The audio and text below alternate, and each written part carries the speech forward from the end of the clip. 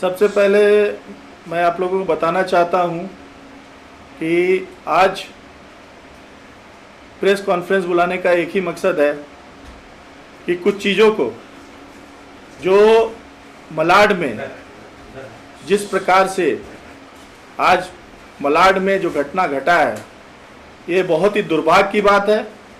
2 साल से हम लगे हुए हैं इसके लिए कि अवैध निर्माण को रोका जाए। मैं ये पूछना चाहता हूं सरकार से कि किसने परमिशन दिया था वहां पर इस तरह का अवैध निर्माण करने के लिए? किसने परमिशन दिया था?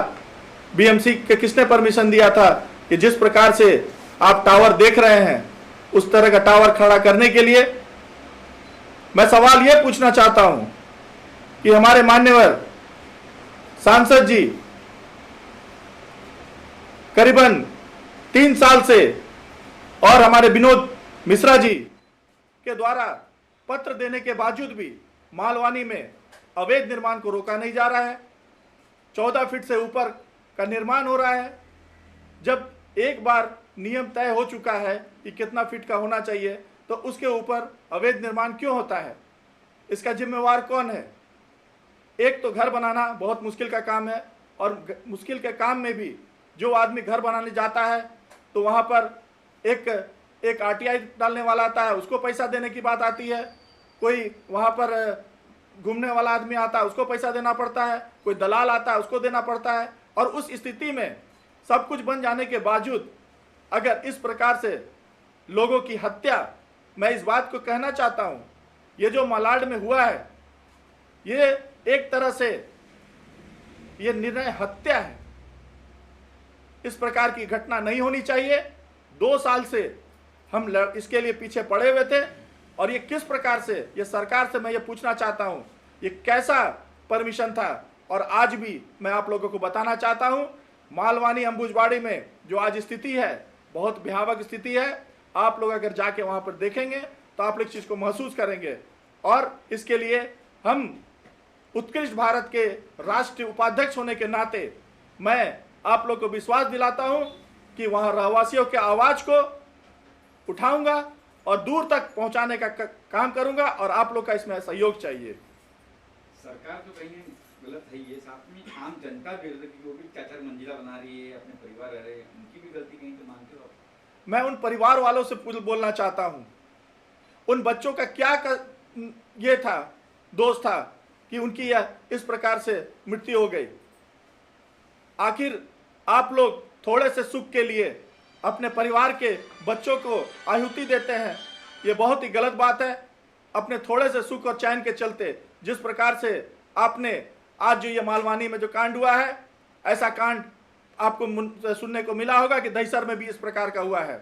अवैध निर्माण को रोकना बहुत ही जरूरी है, और खास करके मालवानी में मैं 2 साल से इसके पीछे लड़ा हुआ हूं, और मैं आज आपको ये मंच के माध्यम से और ये मीडिया कवरेज के माध्यम से बोल देना चाहता हूं, इसके लिए बहुत बड़ा आंदोलन करने जा रहा हूं। क्या अगला स्टेप क्या होगा? आपने का आंदोलन करें, क्या स्टेप लेंगे आप? अभी कोरोना काल चल रहा है।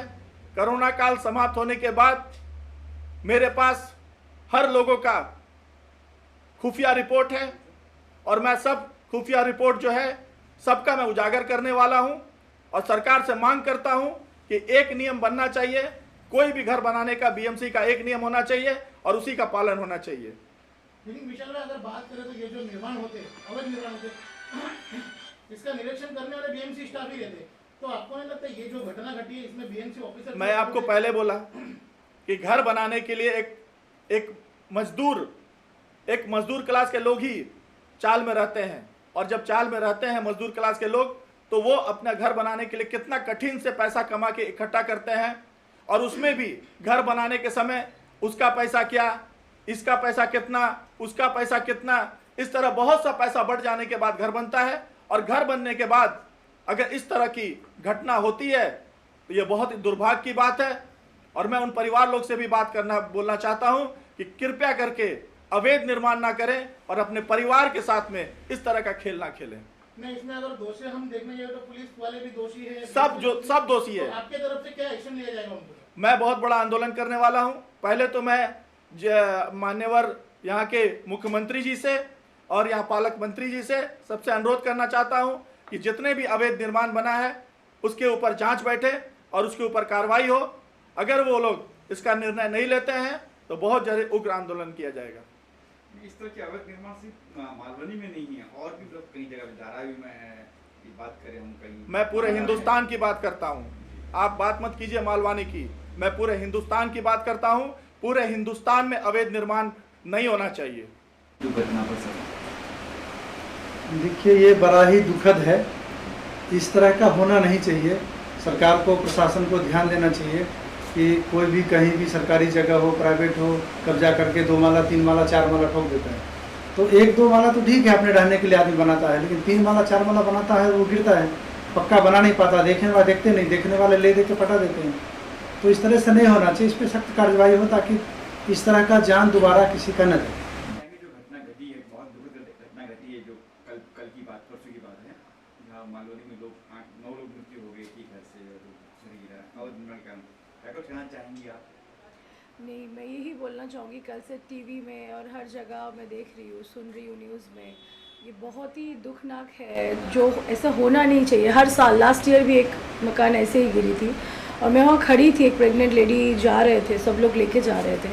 तो ये जो है, मैं एक ही चीज़ बोलूँगी कि जो भी बीएमसी के ऑफिसर्स हैं जिन्होंने भी ये परमिशन दिया है, और ऐसे इलीगल जो भी मकान है आप उनको तोड़ के अच्छे से बना के, गवर्नमेंट को बोल के अच्छे से बनाइए। और ऐसे तो हर साल ही होंगे ना, कल 12 लोग मर गए और 8 लोग हॉस्पिटल में अभी भी जख्मी, छोटे छोटे बच्चे मर गए।